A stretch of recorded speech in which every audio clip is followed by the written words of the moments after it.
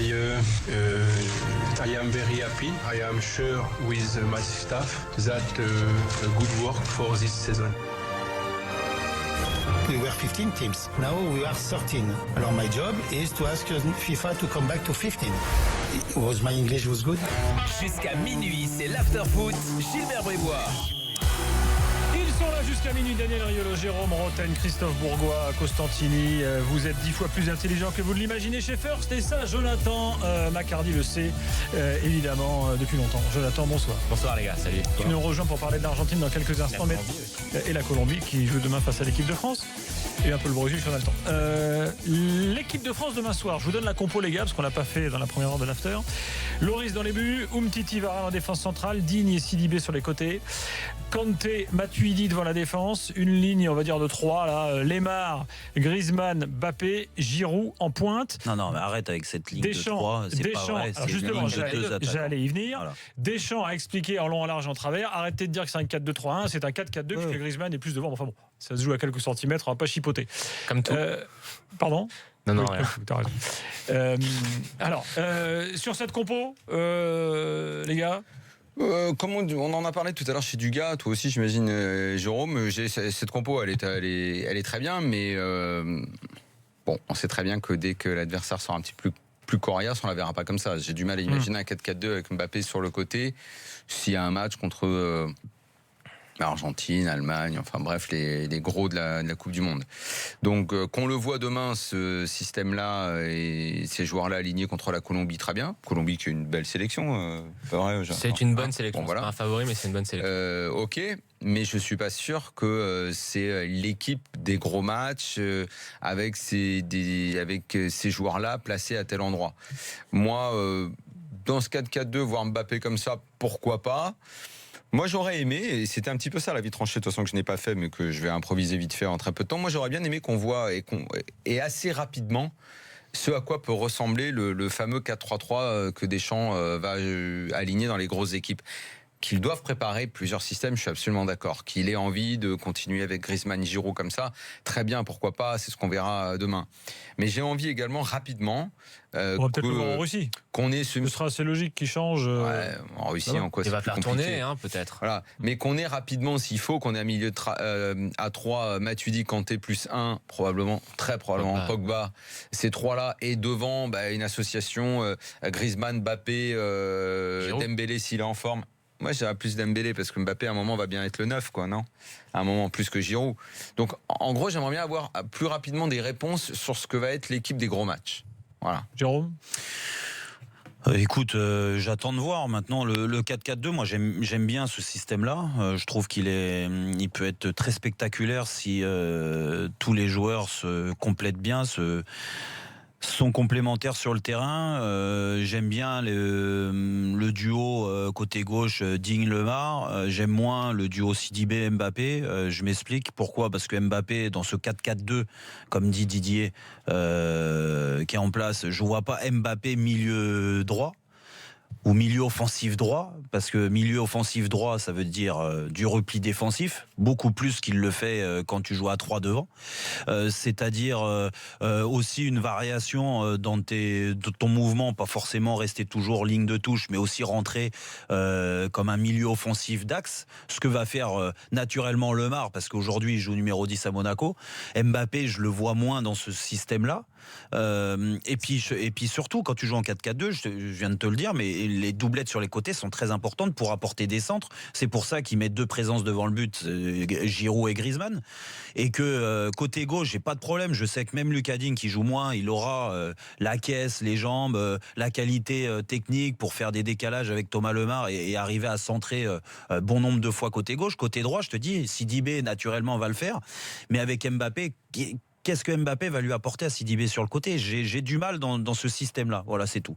Donc, ça me surprend qu'encore une fois, on s'entête à faire ça, parce que je vois pas sur la compétition mondiale, et là, je rejoins Daniel, ce que je veux dire, je vois pas l'équipe de France, l'équipe type de Didier Deschamps, à Mbappé côté droit, comme ça, c'est bizarre, avec Thomas Lemar côté gauche, peut-être Thomas Lemar, mais un autre dans ces cas-là. Quand tu as un Dembélé qui a été blessé, mais qui joue actuellement à Barcelone. Au bout d'un moment, il jouait pas. Là, il a fait un bon match de Champions League. Du moins, il a marqué son premier but. Mais c'est important pour la confiance. Derrière, il a enchaîné.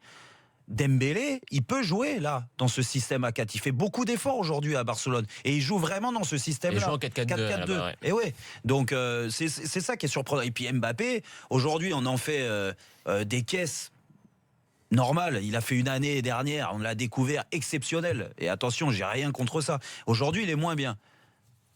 Et donne la chance à d'autres. Et peut-être lui repositionne-le dans l'axe dans ces cas-là. Si aujourd'hui, côté droit, ça pose problème. Dis-nous ce que vaut la Colombie, Jonathan. Bon, c'est une bonne équipe, ça, il n'y a pas de doute. Après, c'est une équipe qui a galéré sur la fin de ses éliminatoires dans la zone âme sud parce qu'ils avaient bien commencé. Oui, ce que j'avais dit, Mais ça avait très bien commencé. voilà. Ils avaient bonne impression. Et ils ont un petit peu chié dans la colle, pardonnez-moi l'expression, sur les derniers matchs, ce qui fait qu'ils se sont un petit peu mis la pression sur la fin, alors que normalement leur qualification aurait dû être acquise à 2-3 journées de la fin. C'est une bonne équipe qui joue en 4-2-3-1. Là, les deux joueurs dans la ligne 2-3. Rames joue axial, mais les deux joueurs sur les côtés, à savoir Cuadrado et Cardona, ne seront pas là. Cuadrado se remet doucement de son opération. Cardona a été suspendu 5 matchs pour un geste un petit peu curieux face aux Sud-Coréens lors de leur dernière tournée asiatique. Et en plus, c'est pas dit qu'il soit à la Coupe du Monde parce qu'il a quelques casseroles à Boca Junior, une histoire de viol qui lui court après. Donc là, il y aura quand même pas mal de changements. Il y aura Chara et soit Muriel ou Moreno qui joueront sur les côtés. Mais oui, c'est une bonne Et équipe. au milieu, il y a le Montpellier qui joue donc. On Il l'a y a pas le voulu. Montpellier et le Valenciennois. On l'a pas voulu en équipe de France. Non, Carlos Sanchez Sanchez, l'ancienne et Aguilar. Valenciennes. Aguilar, tu arrêtes. Et la grande nouveauté pas par le même. rapport à Ah la oui. dernière Coupe du Monde, je pense que ça vient derrière où on a enfin trouvé l'héritier de Mario Yepes. Ah ouais.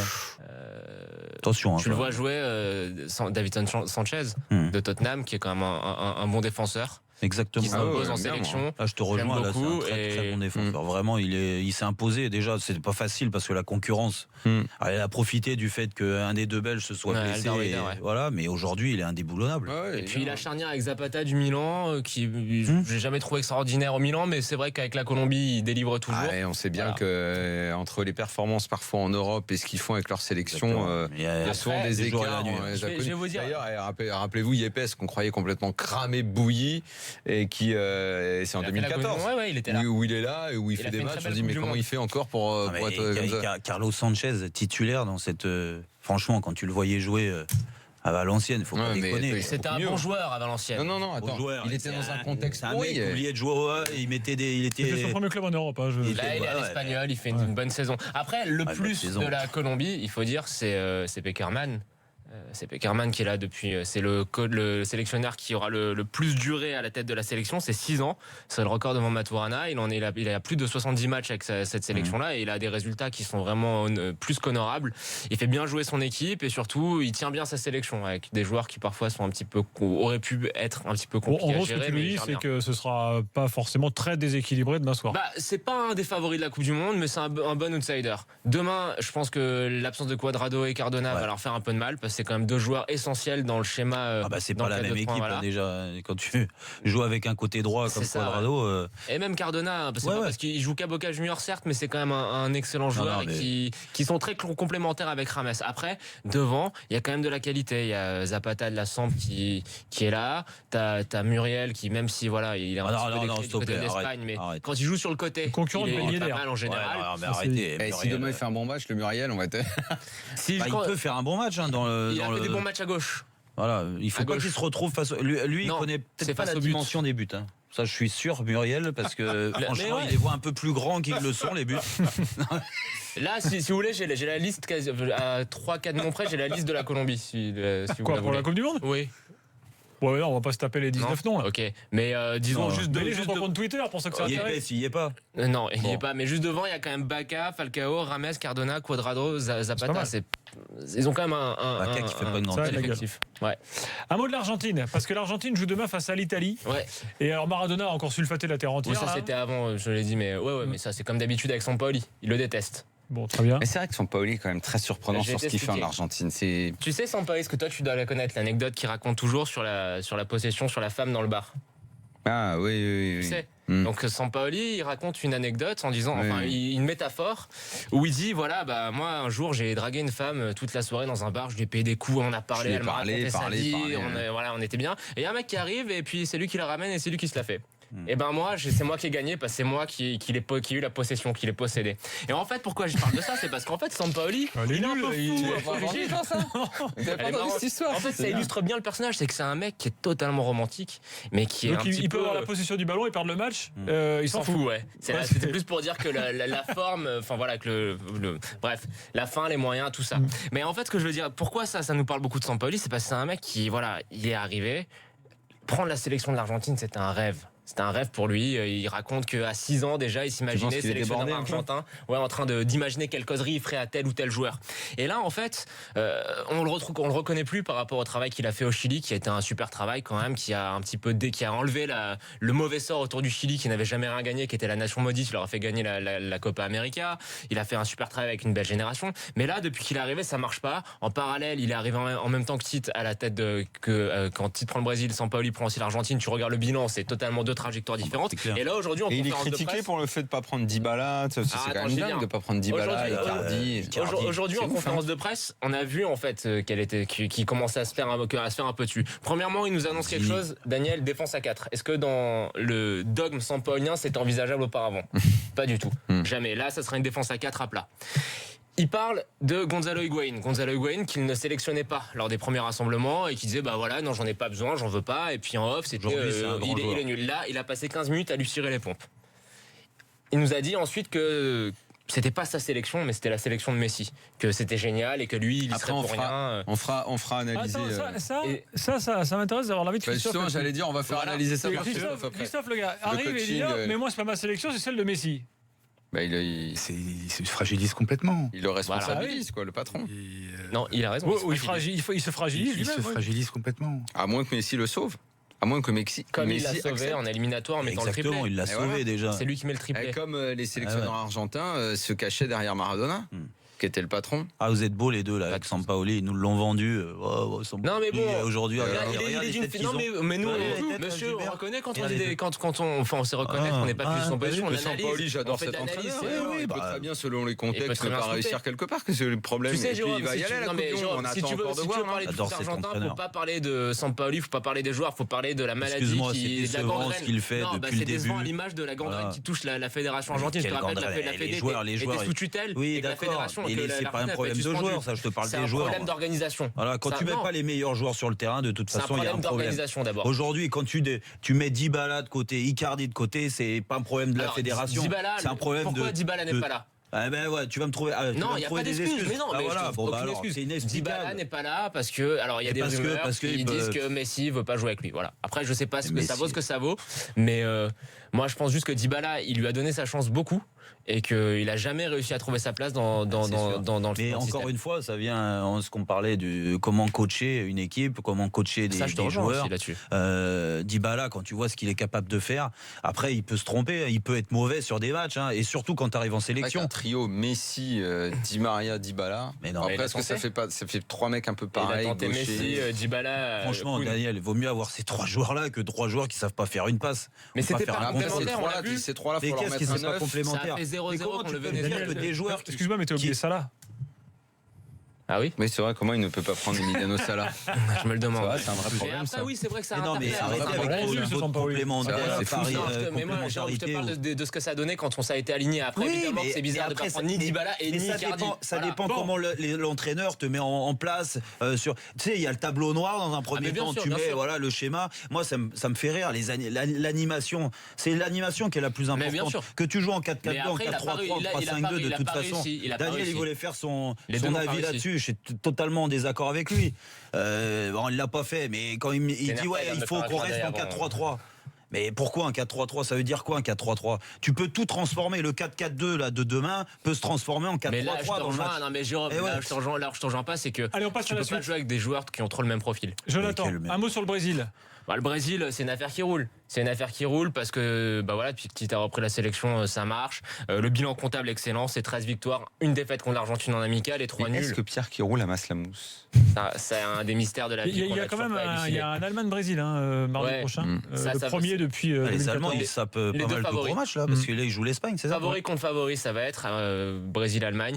Écoute, ça va être un super match. Il va y avoir pas mal de petits tests, à mon avis. Il va falloir essayer de faire son Neymar. Il est possible que. Ils font qu'un match, le Brésil? Non, 2. Russie. Ils jouent aussi contre la Russie. Aussi. La Russie, ils vont en prendre 2 bonnes, je pense. Il y a des chances. Mais il va essayer pas mal de petites choses. Et peut-être que Tite, qui a toujours le même système en 4-1-4-1, c'est possible qu'il essaye des variations tactiques avec Willian et Douglas Costa. Ça me permet de vous annoncer que mardi prochain, sur RMC, on aura tous les matchs amicaux le soir, notamment cet Allemagne-Brésil. Il y aura toutes les grandes sélections et tout. On sera dans tous les stades d'Europe. Magnifique. Mardi. Juste après le match de l'équipe de France qui est à 18h, le match moi je fais en Russie. je fais soirée Argentine-Espagne, les gars. Argentine-Espagne. Argentine-Espagne en plus, mardi prochain. Là aussi, c'est cadeau. Ouais, c'est beau. Ça va être il joue pas en Suisse d'ailleurs celui-là? Il me semble, ouais. Je crois qu'il joue à Genève, Argentine-Espagne. Bon. Attends, et juste. Encore autre chose? Le Pérou joue contre la Croatie, ce sera un bon test pour les Péruviens de jouer contre une sélection européenne. On va voir ce qu'ils sont vraiment dans le ventre. On tremble là. Très bien. Non, il n'y a pas de quoi. Mais c'est intéressant de voir. On change totalement d'endroit et on va rejoindre l'Allemagne avec David Lorto et Corentin, parce qu'il est toujours là. Corentin, il va nous parler de Draxler ce soir. Jingle.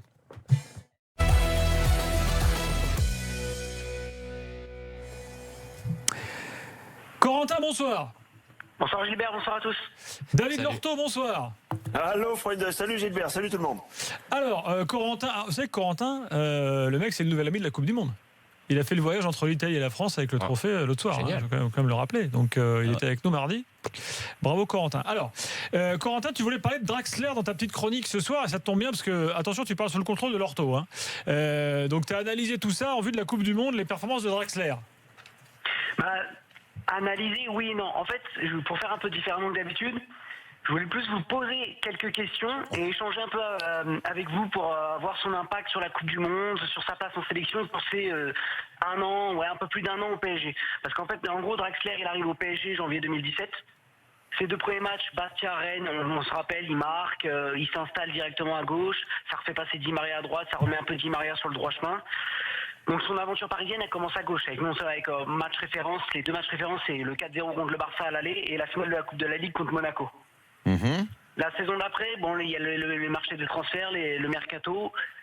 Il est beaucoup moins dans le 11, ce qui fait qu'il disparaît en début de saison. Et en fait, ce qui le remet sur le terrain, c'est la blessure de Thiago Motta contre l'OM, qui le fait passer cette fois dans le milieu à 3. Dans ce rôle-là, tout va bien, Corentin. Dans ce rôle-là, on voit que dans les petits matchs, ça passe. Mais dans les gros matchs, et là je me rappelle surtout du 5 décembre, en plus David pourra le confirmer, le Bayern PSG, le 3-1, 5 décembre dernier, c'est compliqué quand il faut mettre de l'impact, quand le PSG est un peu moins dans le confort.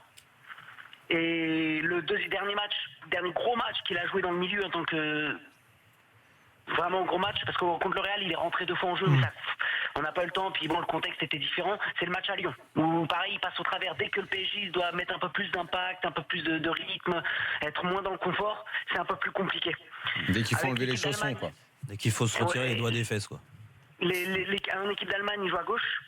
Parce que avec des milieux de terrain tels que Khedira, Kroos, Gundogan, il n'a pas le rôle, il joue pas dans le milieu à 3, dans un milieu à 3 comme il joue au PSG. Donc moi la question que je vous pose, c'est vous préférez le voir à gauche, un peu dans son rôle de la saison dernière, ou dans ce rôle de cette année où il peut remonter la balle notamment. Moi je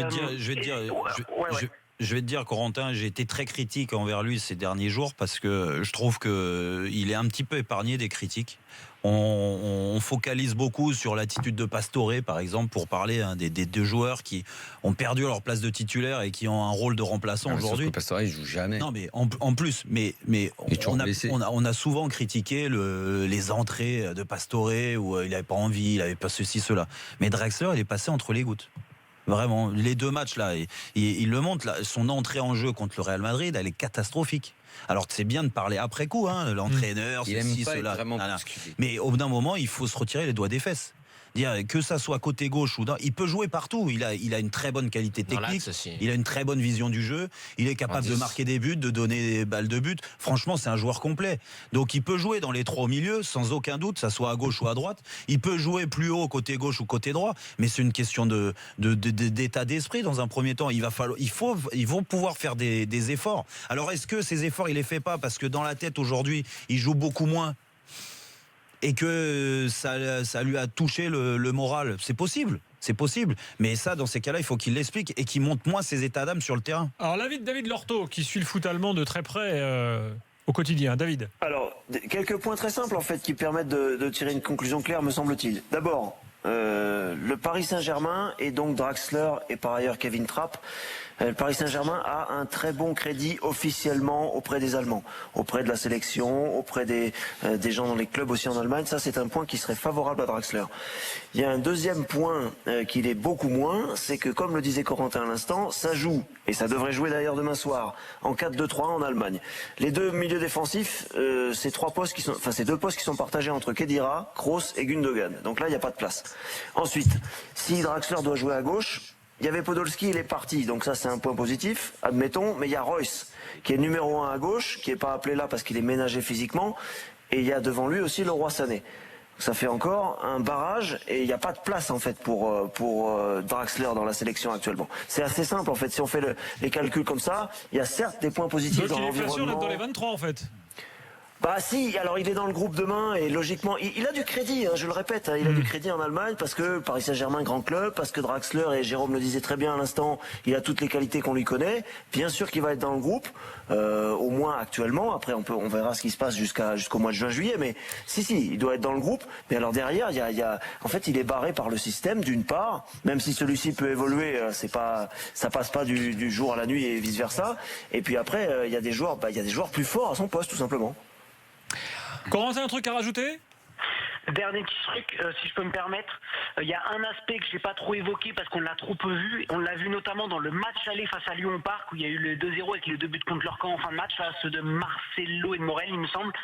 Meneur de jeu, où il joue vraiment, c'est un 4-2-3-1 où il joue meneur de jeu, mais le PSG n'a pas rendu une bonne copie ce soir-là. Et on voyait que les 4 de devant, en l'occurrence ce soir-là, c'était Neymar, Mbappé, Draxler et Cavani, se marchaient dessus. Donc voilà, c'est la dernière chose que je voulais rajouter, Gilbert.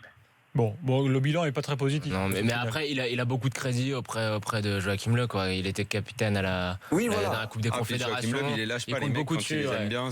Regarde, Paul dit le nombre de temps où il est resté, mais Qui ? Podolski. Ah oui, il aimait bien. Oui, il aimait bien. Non, mais j'ai l'impression qu'il compte vraiment sur lui. Après, c'est vrai. Oui. Les deux matchs que Corentin, dont Corentin, tu nous parlais contre le Bayern et contre Lyon, c'est dur parce que c'est l'ensemble du milieu qui se fonde. David, demain soir, donc l'Allemagne joue. Est-ce qu'il y a une autre info importante à nous donner là sur le match ? Des infos importantes, oui. Alors après, ça sera sous forme de boutade, mais les Allemands étaient un peu échaudés parce que les derniers matchs amicaux qui s'étaient disputés sur le sol allemand, il n'y avait pas de guichet fermé. Là, ce sera le cas. Non, ce que j'ai ressenti moi dans les dernières heures et dans la communication qui a été faite par le staff, par les joueurs, par le sélectionneur, c'est quand même une vraie grosse forme de confiance. Alors dans les années 80-90, on aurait parlé d'arrogance. Aujourd'hui, c'est plus exactement ça. C'est simplement le fait que on prépare tout cela dans les moindres détails, quoi. Il y a l'Espagne, vous l'avez dit, il y aura le Brésil aussi mardi. Un groupe élargi parce que le sélectionneur dispose d'un vivier qui est quand même assez incroyable. Je suis pas sûr qu'il faudra tirer des enseignements très très importants demain soir, mais on va quand même. J'ai senti moi dans la communication et ne serait-ce que dans les regards, dans les mimiques des joueurs, même ces dernières heures, une énorme confiance. On le sait, il y a une grande série de matchs réussis ces derniers temps côté allemand, donc je pense que cette confiance-là, elle va pas disparaître d'ici le mondial, même si, et on aura l'occasion d'en reparler, Gilbert, il y a toujours ce mystère Manuel Neuer, le gardien de la sélection numéro 1, dont on n'a toujours pas fixé de date de retour. Il était question de février, puis de mars, maintenant c'est avril, et on commence tout doucement à ouvrir la porte et à dérouler le tapis rouge pour Ter Stegen, éventuellement, comme gardien titulaire au mondial. Merci David. Salut David. Salut messieurs. Merci Corentin. Merci à tous. Salut, à la semaine prochaine. C'était l'instant Corentin dans l'After Foot avec Coca-Cola. Voilà, je rappelle que le trophée de la Coupe du Monde continue sa tournée mondiale après être passé par la France. Et où va-t-il maintenant? Il se continue de se balader. Il va sur le continent américain. Ah, figure-toi. Est-ce que Freddy Adu sera là pour l'accueillir? Ah, je ne sais pas, j'ai pas cette Romain Alessandrini. Peut-être que Zlatan peut-être. sera là, puisque Zlatan a signé à Los Angeles. On va en parler dans quelques instants d'ailleurs dans l'after. La star, ce sera toujours Romain Alessandrini. Mais il y a un truc que j'ai pas compris. Un mec de ta trempe, ça devait finir aux US. Ah ouais. Mais tu sais quoi, j'ai eu Toi, des je te voyais Los Angeles ou Miami, c'était pour En toi. fin de carrière, j'ai eu des propositions. Et tu devais aller là-bas. C'était pour toi. Mais Le côté spectacle, le Il s'est dit lycée. non, je vais à Caen. non, Les j'ai Galaxy, privilégié c'était la pour toi. famille. Tu sais, des fois, Ouais, mais Jérôme, les Galaxies, Stop. avec Allez, toute la famille. on revient fallait- tout de suite, c'était pour toi, messieurs. ça. pas pour moi. L'after revient dans Je quelques laisse à Alessandrie.